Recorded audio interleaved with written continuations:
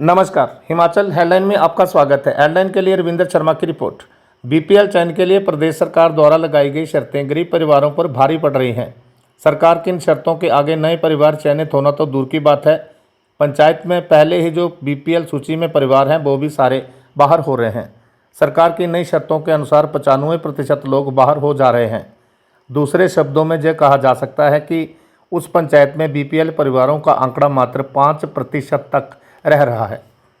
कई पंचायतों के तो सभी परिवार सूची से बाहर हो रहे हैं, जिस कारण लोग अब संबंधित पंचायतों में होने वाली ग्राम सभाओं में, जिसमें बीपीएल सूची की अंतिम मोहर लगनी है, किनारा करने लगे हैं।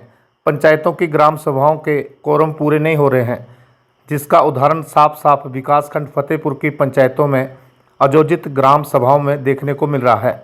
विकासखंड फतेहपुर के अंतर्गत 66 की 66 पंचायतों में कोरम पूरा नहीं हो पाया है, जबकि फतेहपुर की आधी पंचायतों में दूसरी बार भी ग्राम सभाओं में कोरम पूरा न होने से बैठकें स्थगित करनी पड़ी हैं।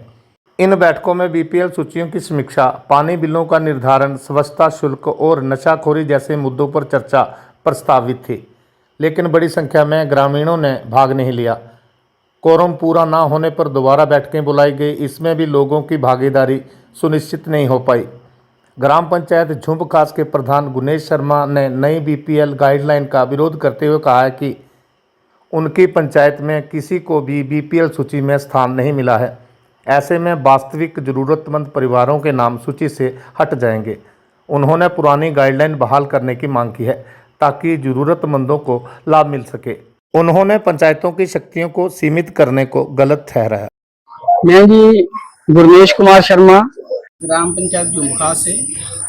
अभी जो आईआरडीपी का सर्वे चला हुआ है, उसमें प्रदेश सरकार ने इस प्रकार की कंडीशनें लगाई हैं कि उनको कोई भी पूरा नहीं कर सकता है। तो जो मेरी पंचायत है, उसमें 9 जुलाई को ग्राम सभा रखी गई थी, परंतु उसमें हमने बार बार लोगों को बोला कि आप आओ, रजिस्टर पे भी सिग्नेचर करवाए, और लोग उसमें जो है वो नहीं आ रहे हैं, क्योंकि हमारी पंचायत का जो क्राइटेरिया सरकार ने फिक्स किया है, उसके अनुसार एक भी व्यक्ति जो है वो आईआरडीपी में नहीं आ रहा है।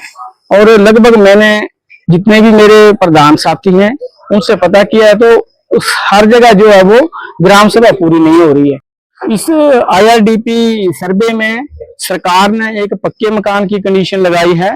तो मेरे सरकार से ये कहना चाहता हूँ कि अभी केंद्र सरकार द्वारा जो है वो कुछ लोगों को जो है पंचायत वाइज मकान दिए गए हैं, तो उन्होंने एक एक पक्का जो है वो कमरा बनाया है।